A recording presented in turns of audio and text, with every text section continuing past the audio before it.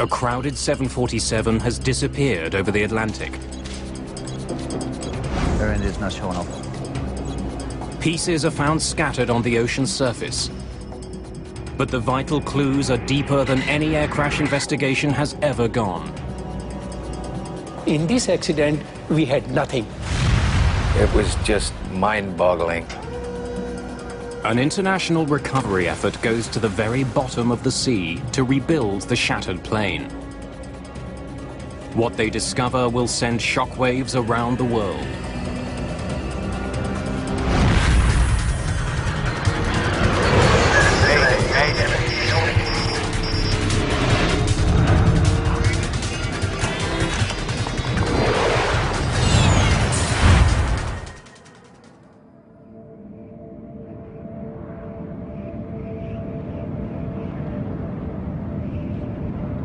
Early morning, June the 23rd, 1985.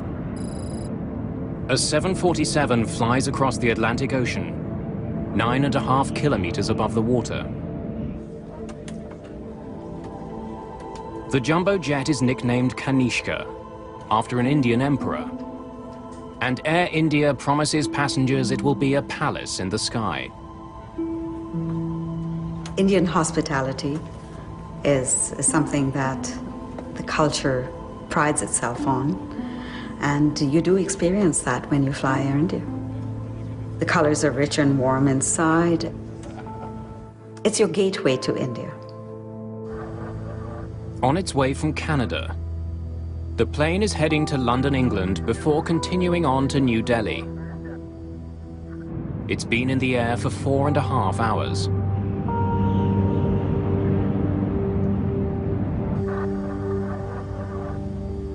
Captain Hansay Narendra is a veteran Air India pilot. Satwinder Binder is a captain too, who's serving as first officer on the flight. As the plane nears land, Binder talks with the flight's purser. Yes, sir? Insha, do me a small favor. At the back of the plane, seat 54, a boy is sitting there. He just wanted to have a look in the cockpit. Can I send him now? After about 15 to 20 minutes.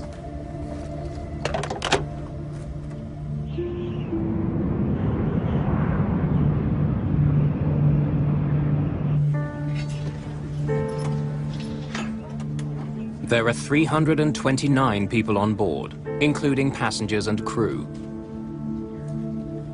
Many of them are flying to India to visit family or friends.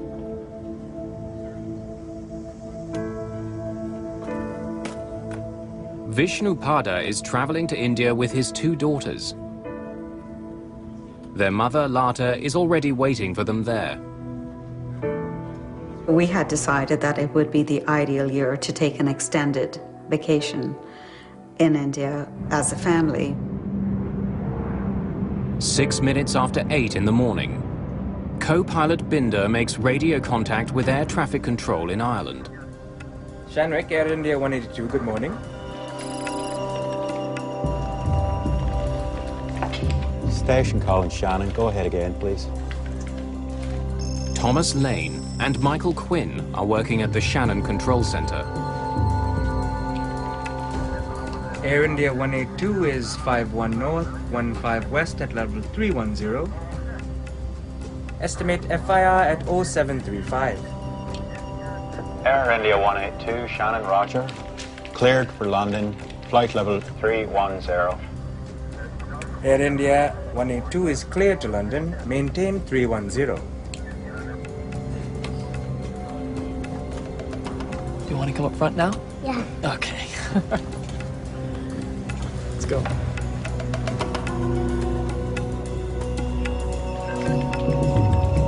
It's a light morning at Shannon Control. They're dealing with just 3 planes. But something peculiar has happened. The signals are all jumbled up.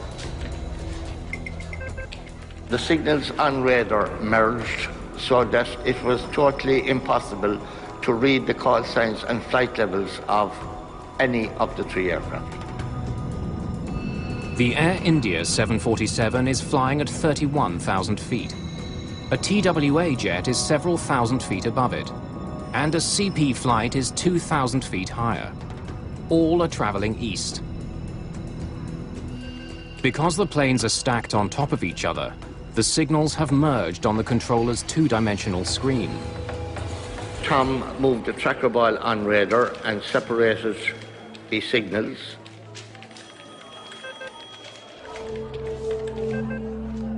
Two of the planes reappear on the radar, but the Air India flight has vanished. Air India's not showing up. Hold on a minute.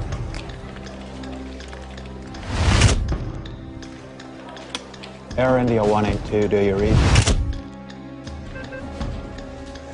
Air India 182, this is Shannon. Do you read? Over. It's 8:14 in the morning. I had a gut feeling. To this day, I don't know why I picked up the phone.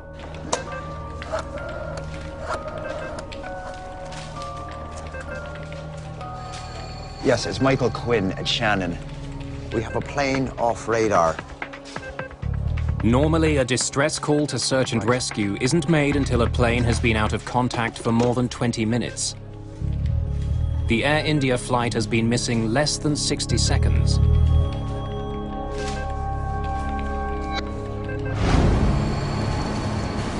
Several ships in the area begin searching for signs of the plane. Its last known position is some 290 kilometers southwest of Cork.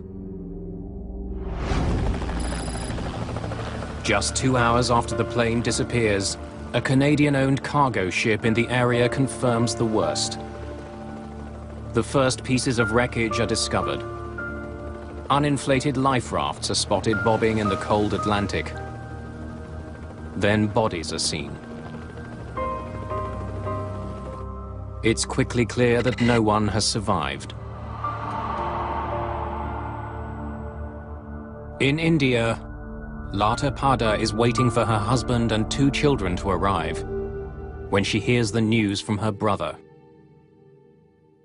He sat me down and told me that, something terrible had happened. I was just in total shock, and, part of me was trying to digest the information, and part of me was trying to imagine if indeed the worst had happened, how I was going to continue my life without them.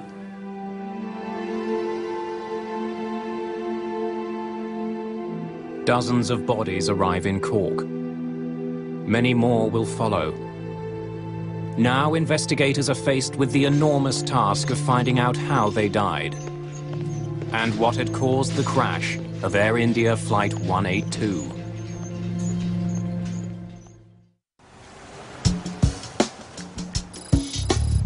"130,000 people live in the city of Cork. Tucked into the southern coast of Ireland, it's long been a vital seaport.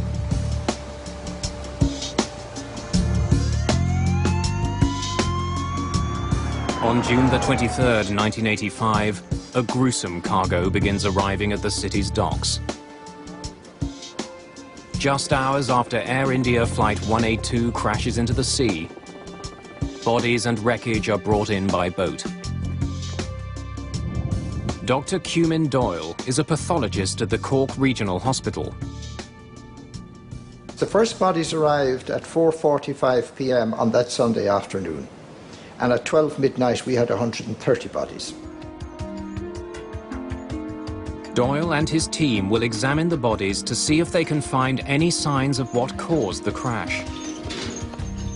We had 3 police people working on each body: photographer, a ballistics expert, and a forensic odontologist. That is a person who examines the teeth, the face, for identification purposes. In just 4 days, autopsies are performed on 132 victims. All parts of the body were examined externally in detail, and every detail was noted down.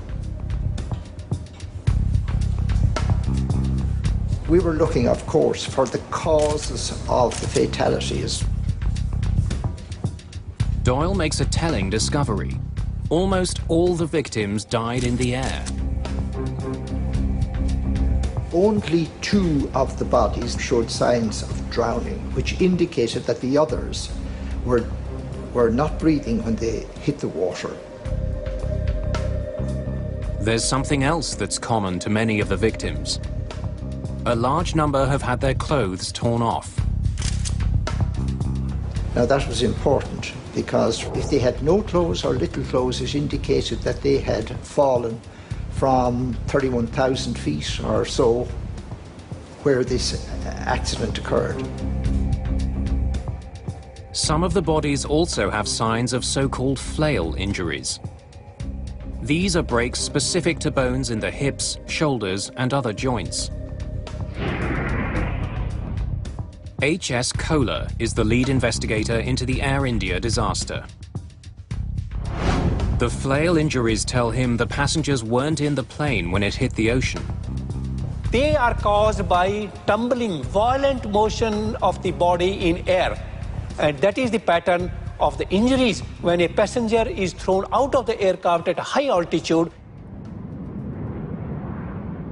The autopsies show that somehow the plane had been ripped apart high above the water. Passengers were thrown into the sky long before the plane crashed. The biggest challenge in this accident was that we had no physical evidence available to us in this accident in terms of wreckage, in terms of passengers, crew, or in terms of eyewitnesses. In this accident, we had nothing. The most important job of the investigators is to try to find the plane's black boxes. The 2 devices record cockpit conversation and other technical information about the flight of the plane.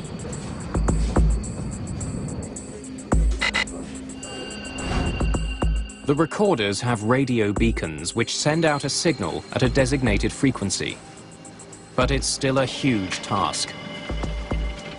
The boxes are more than 6,500 feet below the surface, and the radio signals last just 30 days. Salim Jiwa is a journalist who has investigated the Air India disaster. The search for the black boxes was urgent, and 3 countries participated in it: England, Ireland, and India. But even with such a massive response, early efforts are frustrated. 42 kilohertz. It's too high.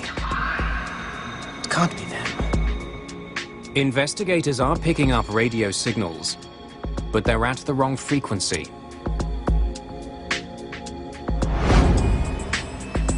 As the search continues, H.S. Kohler and his team study the maintenance history of the plane.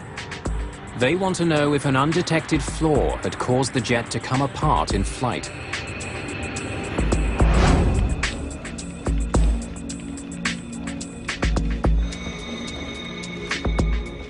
They uncover a potentially important piece of information. The Air India jet was flying with 5 engines.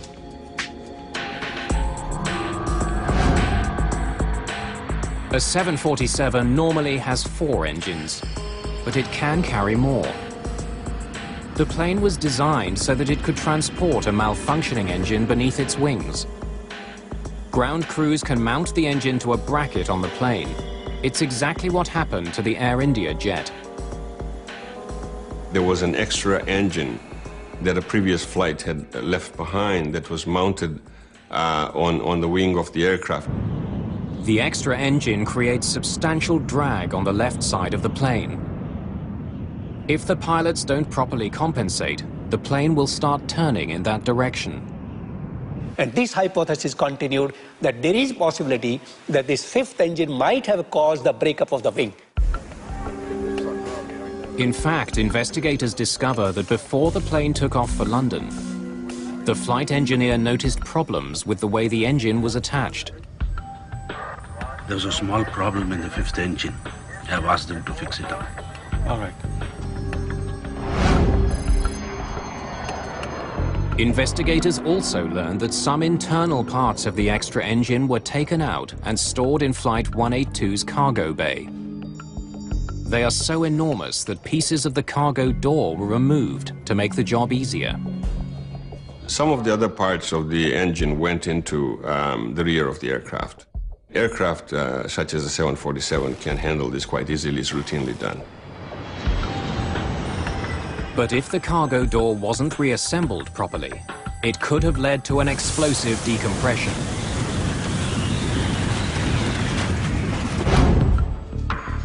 Kohler must consider two theories.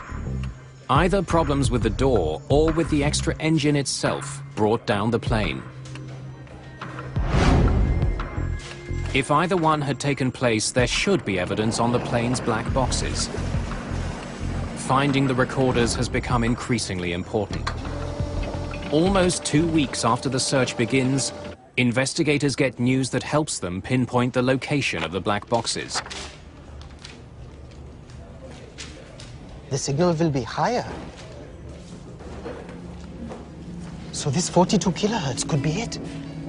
Tell the boats to look again. The piece of the black box which broadcasts the locator signal is made of ceramic. If it's damaged, the frequency of the signal can change. It means the strange frequency ships detected earlier could be the right one. Both the cockpit voice recorder and the flight data recorder are finally located.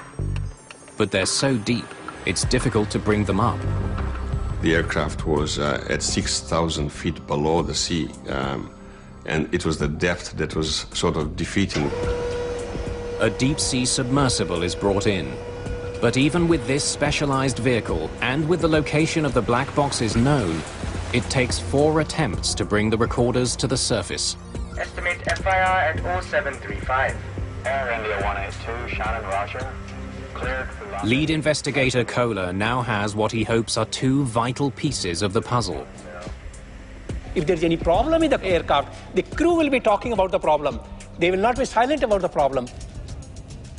But when he listens to the cockpit voice recorder, Kohler hears nothing unusual.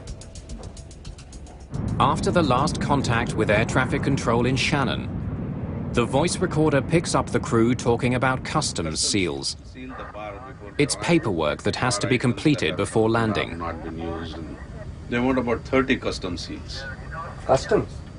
Yeah, customs seals to seal the bar before its arrival. The conversation ends in mid-sentence. That was it, and then everything was, of course, silent. The plane's flight data recorder tells a similar story. Kohler pours through details about Air India's speed, altitude, and dozens of other pieces of information. We found that all parameters of the aircraft altitude, aircraft heading, aircraft bank attitude, roll attitude, autopilot engaged, everything was working normally till the last point. After analyzing both black boxes, Kohler can't find any evidence that the plane was in trouble before it suddenly disappeared from radar. But the very lack of evidence does suggest something. Both recorders get their power from the plane's engines. Both stopped at exactly 14 minutes and 1 second after 8 in the morning. Since the recorders stopped working at the same time, the problem on the plane had to be catastrophic enough to sever the jet's electronic system before the crew could react. Yeah, customs seals to seal the bar before its arrival.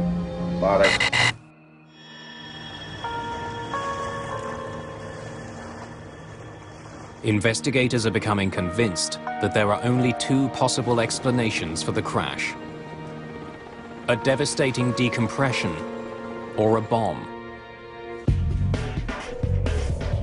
They study the wreckage that's been found floating on the surface of the ocean, but it's just a small percentage of the entire plane. And none of it is helpful to investigators. It offers no clues to explain why the plane crashed. To go to the cause of the accident, we had to go to the wreckage which was lying at the bottom of the sea. But what parts of the plane should investigators focus on? The black boxes were equipped with radio transmitters which made them easier to find. But the debris field is deep underwater and enormous, some 16 kilometers long and 6 kilometers across. How do investigators identify the one clue that will help them unlock the mystery? Roy Truman is an underwater salvage expert. He's brought in to do something that's never been done before: retrieve the ruined pieces of a jumbo jet from the bottom of the ocean. Up until that time, we had only been used with recovering small aircraft. Here we're talking about a 747, which was huge, and we had no idea of the size of the pieces and what we were going to find. Investigators know they can't bring the entire wreck to the surface. It's so deep it takes hours to recover a single piece. The submersible takes underwater video and still photos.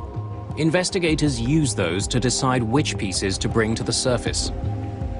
It was a narrow corridor, and at each end of the corridor, it was very light wreckage. All of the heavy stuff, engines, main aircraft structure was in the middle of the wreckage field.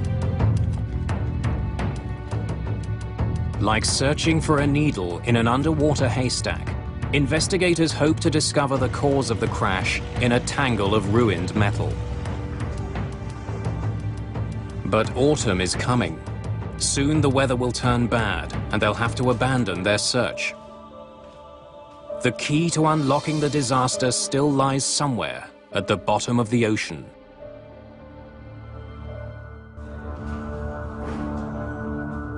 Investigators from India are scouring the ocean floor, trying to find out why Air India Flight 182 fell from the sky. As the work continues in Ireland, there's growing suspicion in Canada that the Air India crash was no accident. As police and investigators sift through the list of passengers on the plane, they find something peculiar.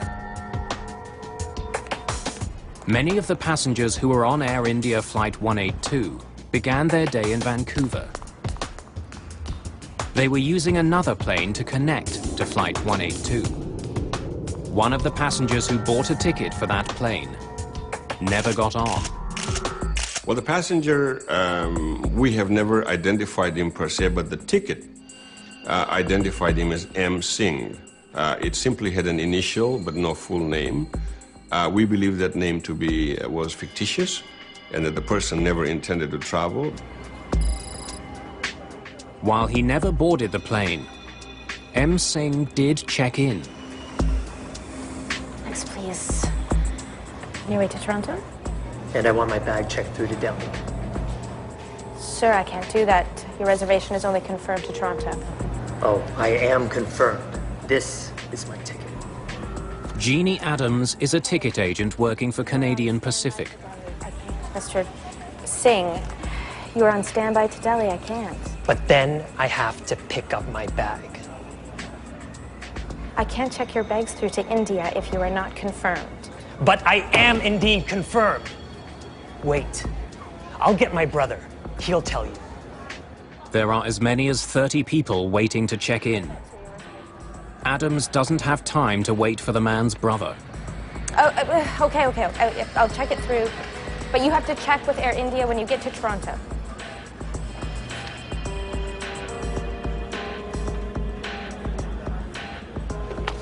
Your seat is 10B.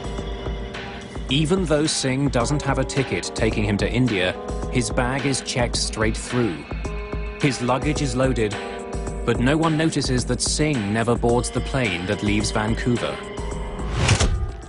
She broke the rules as they were. She should not have allowed that to go through for New Delhi Interline.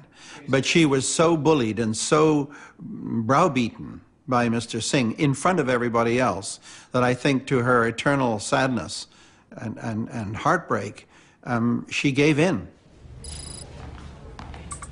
Singh's maroon bag didn't raise any concerns when it was loaded in Vancouver.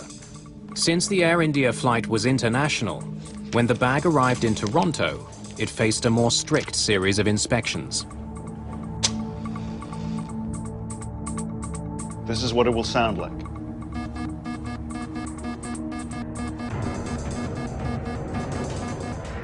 John D'Souza is a security officer for Air India.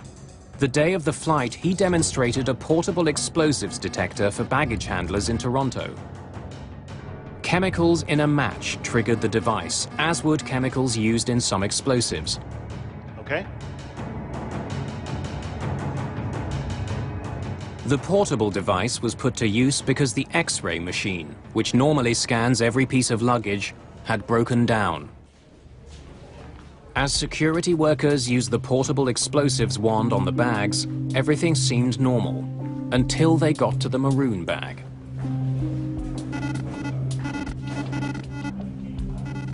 The bag did trigger the device, but the sound it made was very different from the one workers heard during the demonstration.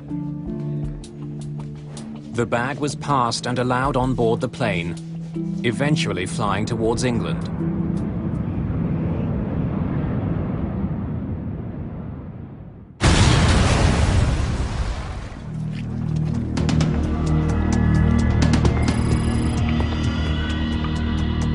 As Air India Flight 182 flies over the Atlantic Ocean carrying M. Singh's bag, an explosion rips through Tokyo's Narita Airport.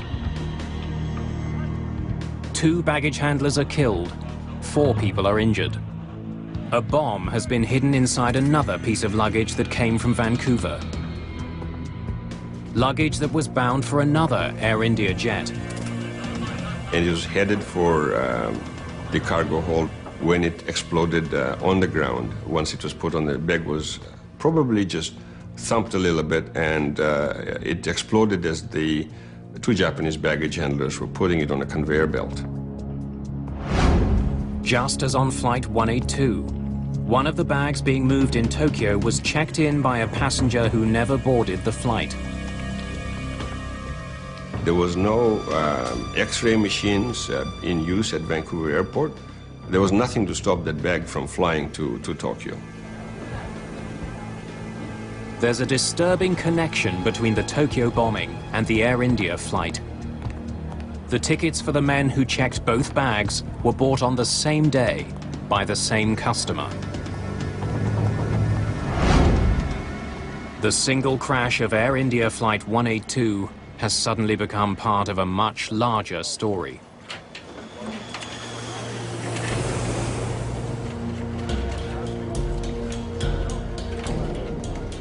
With the apparent connection between the 2 incidents, investigators in Ireland are extremely interested in what police find in Tokyo.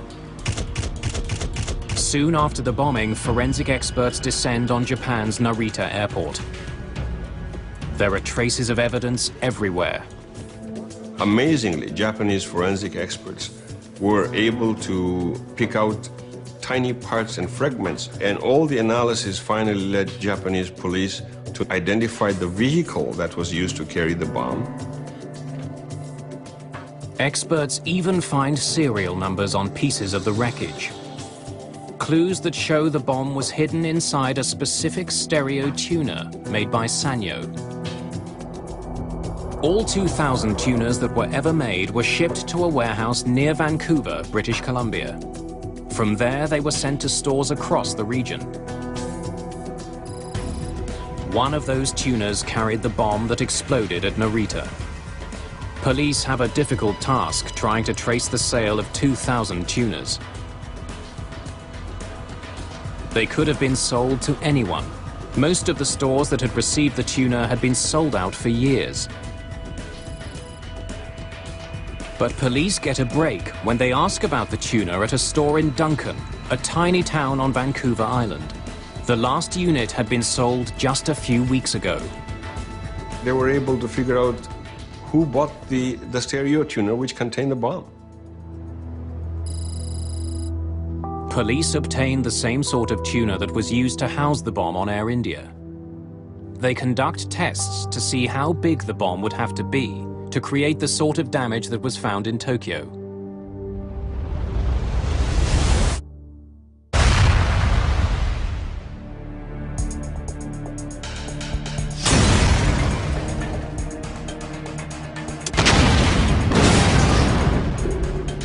there was a progressive experimentation using dynamite to find out the extent of damage particular strands of dynamite would cause.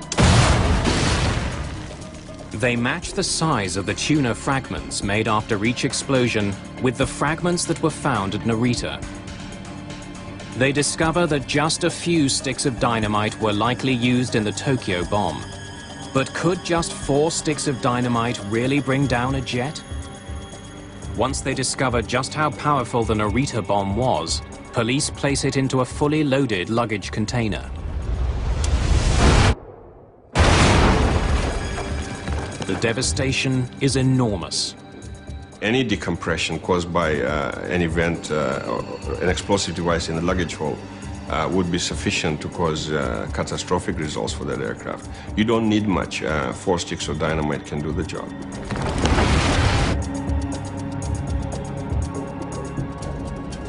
The cramped quarters of a cargo hold amplify the power of a bomb. Tests conducted at Penn State University show that the shock waves created from a bomb blast don't travel in just one direction, but reverberate inside a luggage container, building on each other, vastly increasing the initial force of the explosion.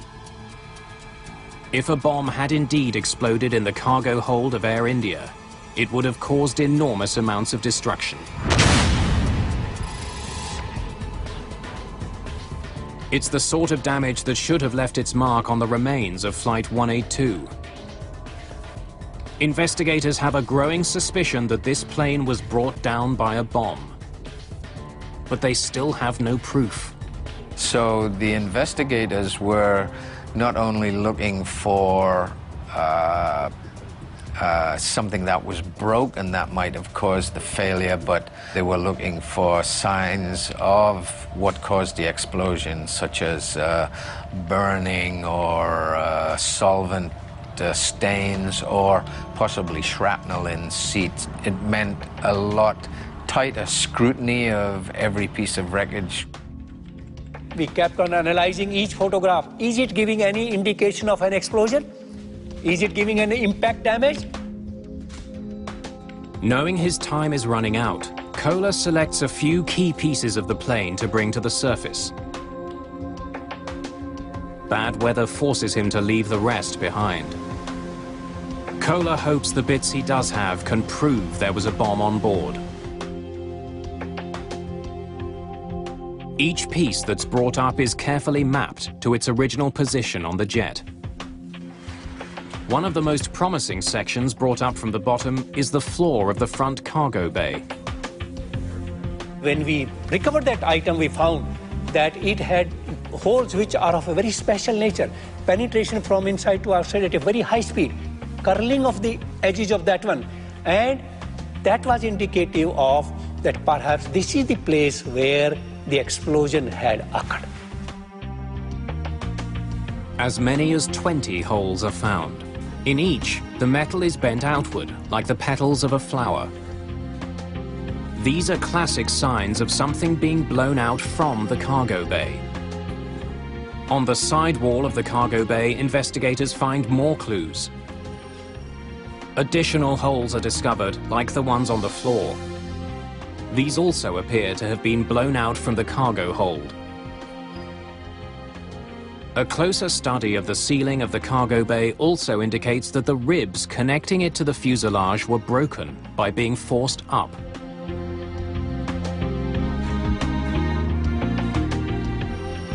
Investigators are convinced that the wreckage shows that a bomb had exploded in the forward cargo hold.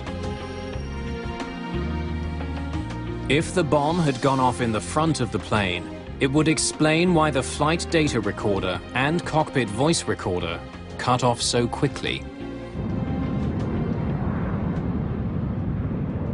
Like other 747s, the electronics bay on the Air India flight is located below the cockpit. Many of the important electrical systems on the plane run through here. The forward luggage compartment is right beside it. And so when the bomb went off, the explosion would have taken out the computers, completely, and there would have been absolutely dead silence, and that's precisely what happened. Investigators are convinced that Air India Flight 182 has been destroyed by a bomb. This was no accident. The crash of the passenger jet was a crime. Nobody thought that such an evil plot of blowing 2 aircraft simultaneously would occur from Vancouver.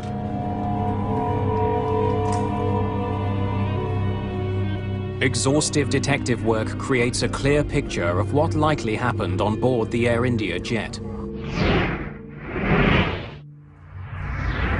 In Toronto, M. Singh's bag is taken off the Vancouver flight and moved onto the Air India jet. It's put into a luggage container that's eventually placed at the front of the jet, right behind the plane's electronics bay. As the plane sailed over the Atlantic Ocean, the crew had no warning that a bomb was ticking down to disaster.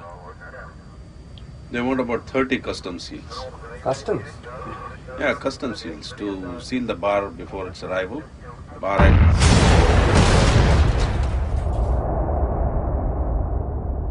When the force of the blast hit the floor of the jet, it pushed it violently upwards. The thin fuselage would have been blown apart. The air pressure inside the plane would have rushed out, tearing passengers from the cabin and fatally crippling the jet. The debris scattered over 9 miles is an indication of how rapidly and how fearsome this whole decompression was. But in this instance, the aircraft completely didn't stand a chance of flight. There was no way of continuing flight in this case. As the jet fell towards the sea, the forces put on the fuselage tore it apart. It would have a tail torn off and the wings would start breaking. And there's no way of sustaining flight after that. It goes into gyrations. Once it goes into gyrations, there was just massive structural failure. After months of painstaking work, investigators believe they have unraveled the cause of the Air India crash. They've proven a bomb brought the plane down. It's now up to police to find the bombers. But with so many deaths, and so many more possible if the Narita bomb had exploded in mid-air, there's immediate interest in making passenger jets safer. This was one of the biggest disasters in the Indian aviation history. And it could have been avoided if the procedures were in place. As the hunt for the killers continues, extraordinary steps are taken to tighten security and to see if jets can be made to withstand the force of a bomb.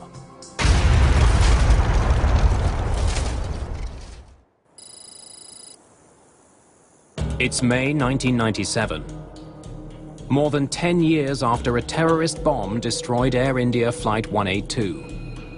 An out-of-service 747 is about to take part in a remarkable test. 2 bombs are placed in the front cargo bay. 2 more are put in the back. Well, the Burning-Thorpe test was actually intended to prove 5 years worth of research, that we can protect an airplane using hardened luggage containers or hardened liners in the cargo hold. The plane is also pressurized to simulate the conditions a jet would encounter at cruising altitude. Pressurization is the key to that kind of experiment. The added energy that you have from the pressurization inside the airplane adds to the damage. You can think of it as a balloon. If you take a pin and you put it in a balloon that's uninflated, you get just a simple hole the size of the pin. However, if you blow that balloon up and you hit it with a pin, it pops catastrophically. When the bombs are detonated, the result is devastating. The force of the blast plus the pressure inside the jet just tore the plane apart. And that's the closest we can come to seeing what would have happened to a jet in flight. The destructive power of bombs on jets is well known. But what the tests at Bruntingthorpe showed was that relatively simple measures can substantially minimize the damage caused by an explosion. One of the bombs in the rear cargo hold was placed in a normal luggage container. But the bombs in the front cargo hold were different.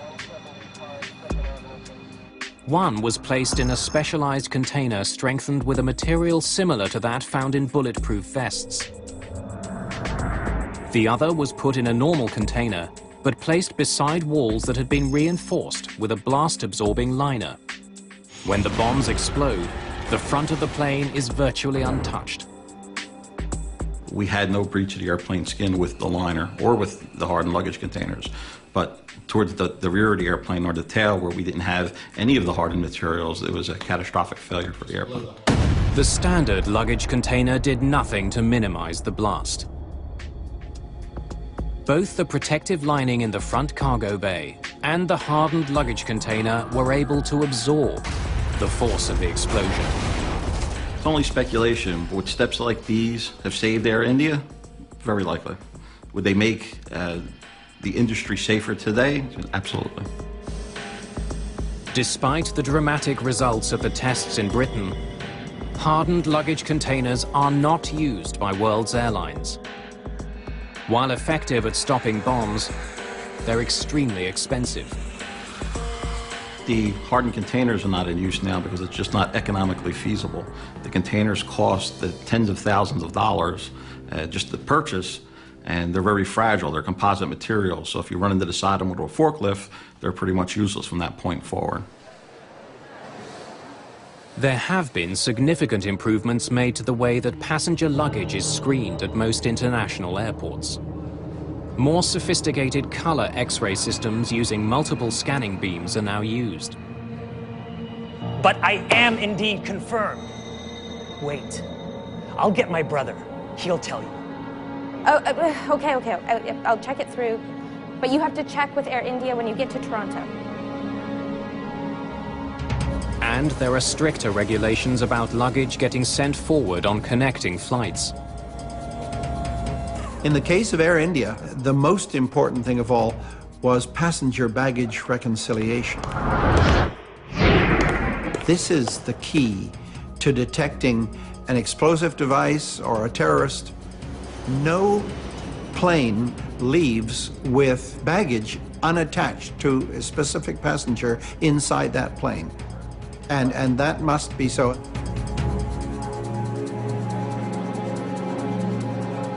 Seat is 10B.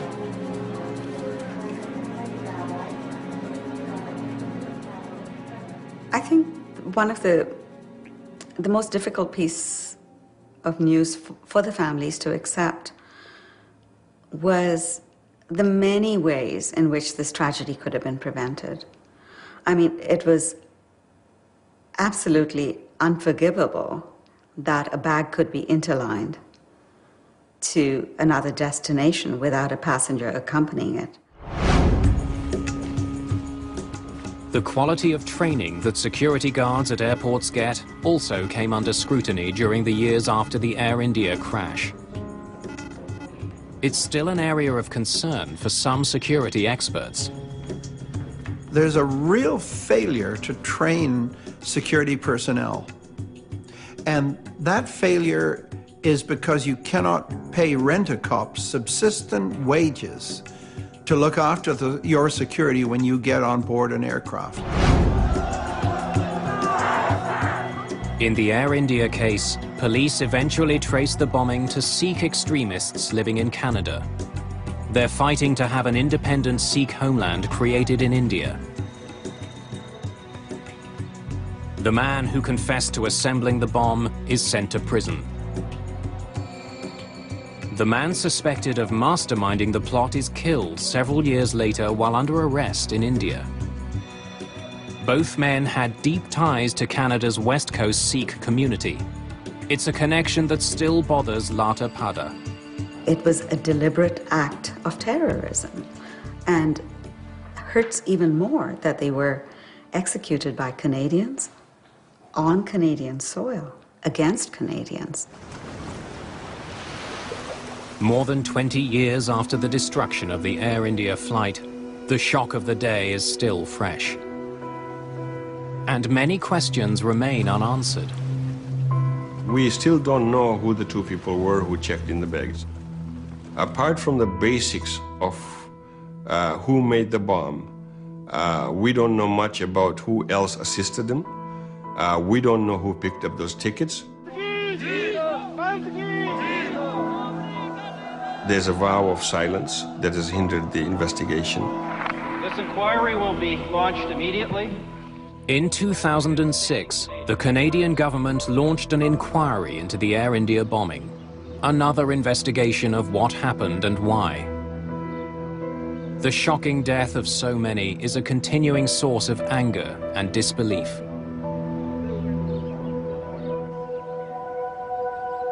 No matter what the inquiry finds, the sobering facts are the same. 329 people killed in an instant. There are memorials now in Ireland and Canada, mourning the victims of the Air India crash, marking the day a terrorist bomb ripped through the lives of so many. It's just so tragic about all our lives that we lead. Every day is an ordinary day in our lives, but some days, unexpectedly, something completely, totally unexpected shatters your life, and that was one of those moments.